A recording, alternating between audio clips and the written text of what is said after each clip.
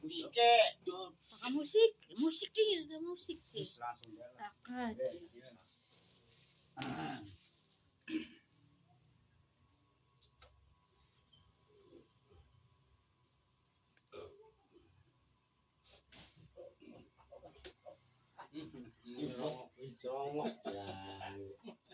Wis. Bismillah ya Allah ya Allah ya Allah. Dengarkan seluruh pejabat Indonesia, baik yang di pusat ataupun yang di daerah, dan seluruh umat masyarakat seluruh Indonesia. Saya akan membuka sejarah atau ajaran ketuhanan yang Maha Esa atau Tuhan yang Maha Esa. Dengarkan buat para pejabat dan umat seluruh Indonesia. Lahirnya ajaran ketuhanan yang Maha Esa atau Tuhan yang Maha Esa hari Sabtu tanggal 24 Februari 2004 atau 14 Sya'ban Rawa 1445 Hijriah. Saya akan kembangkan yang namanya ajaran ketuhanan yang Maha Esa di tahun 2024. Kenapa? Karena ajaran ini penting dan harus segera diwujudkan atau diciptakan buat seluruh masyarakat Indonesia khususnya. Ajaran ketuhanan yang Maha Esa atau Tuhan yang Maha Esa itu adalah pegangannya para leluhur Jawa atau leluhur zaman dulu, atau yang kita kenal Bahu Sangkan Urip Cakrabuana. Itu yang pertama. Dan yang kedua itu Mbah Mira Gunung Serandil. Mbah Mira itu adalah sesepuhnya yang berilmu macan atau harimau, atau sesepuhnya yang Prabu Siliwangi. Itu setiap Maulud atau setiap tahun sekali berkumpul atau bertemu di Gunung Serandil. Nah itu yang kedua. Yang ketiga itu Nyai Ratu Nawangwulan, ada di Pulau Mas, Indramayu atau Temayu zaman dulunya. Kalau di kenabiannya itu adalah Syekh Qadir Jailani Waliullah. Itu kalau di kenabiannya. Kalau di walinya itu wali Syekh Lemah Abang Waliullah.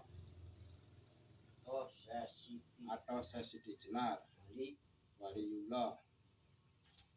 Dan di manusianya itu atau pemerintahan zaman dulu itu adalah Bung Karno atau Pak Soekarno dan bapaknya Bung Karno atau Pak Soekarno, karena Bung Karno menuntut ilmunya atau belajar ilmunya itu dari Syarif Hidayatullah atau anak cucunya Sunan Gunung Jati. Ajaran ketuhanan yang Maha Esa itu dari para leluhur-leluhur terdahulu atau zaman pengen zaman Jawa, para raja-raja zaman dulu dari Majapahit, Bali, Pajajaran, dari Pasundan dan lain-lainnya.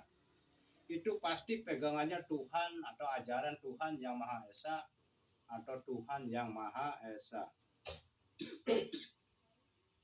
Ajaran Tuhan yang Maha Esa atau ketuhanan yang Maha Esa itu dasarnya dari kitab kuning.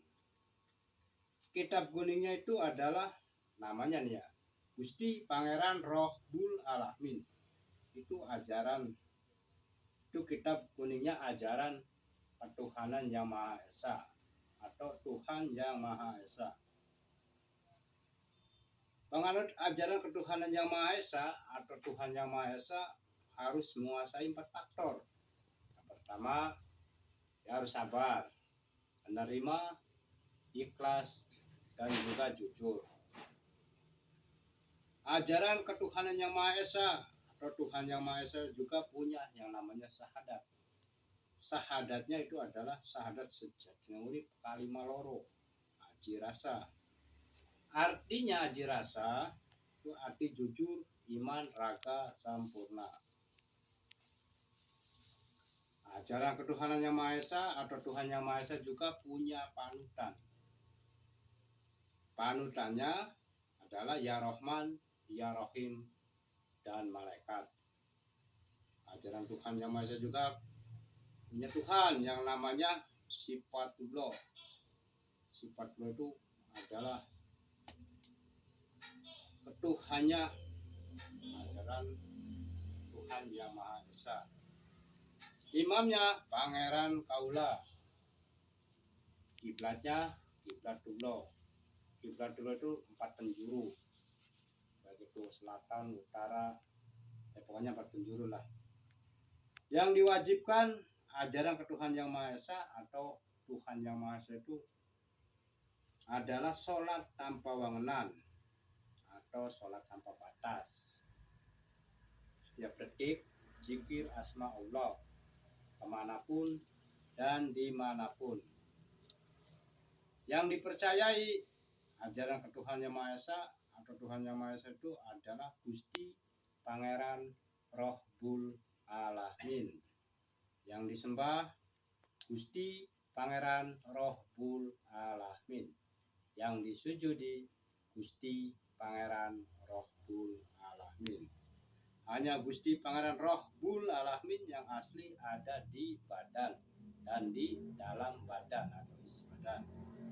Baik dari ujung rambut sampai ujung kaki itu namanya Gusti Pangeran Rohbul Alamin.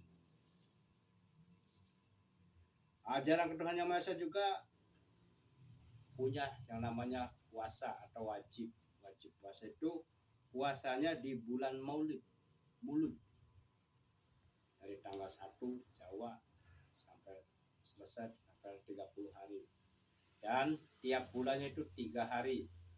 Dari tanggal 1 sampai tanggal 3. Tanggal 4 buka. Ajaran ketuhanan Yang Maha Esa juga punya yang namanya kitab kuning. Itu namanya Gusti Pangeran Rohbul Alamin.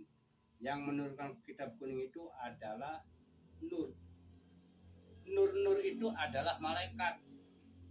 Malaikat itu adalah nur yang berubah atau menjelma menjadi gagak putih yang membawa semua kitab kuning, semua ajaran.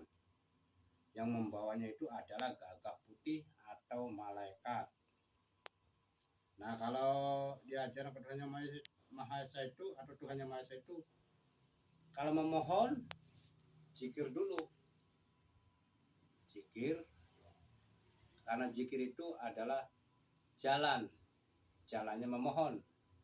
Setelah itu semedi itu tempat kita memohon atau sambil merenung. Dan ajaran ketuhanan Yang Maha Esa atau Tuhan Yang Maha Esa juga ada yang dilarang. Nah, ini yang dilarang, ajaran ketuhanan Yang Maha Esa itu dilarang keras. Yang namanya melanggar hukum yang berlaku.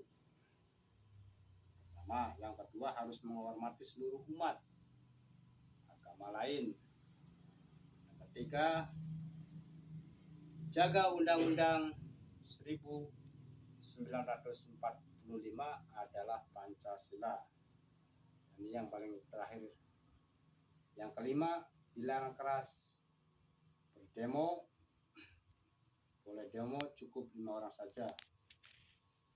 Nah, mungkin itu saja yang bisa saya sampaikan.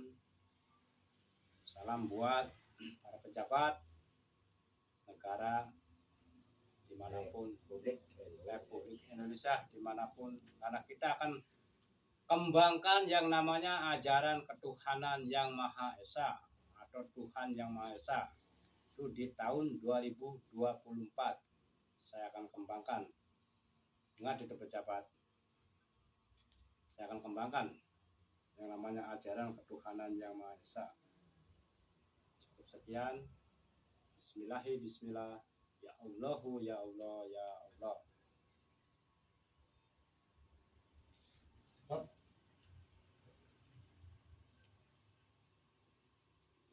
Dia. Ya.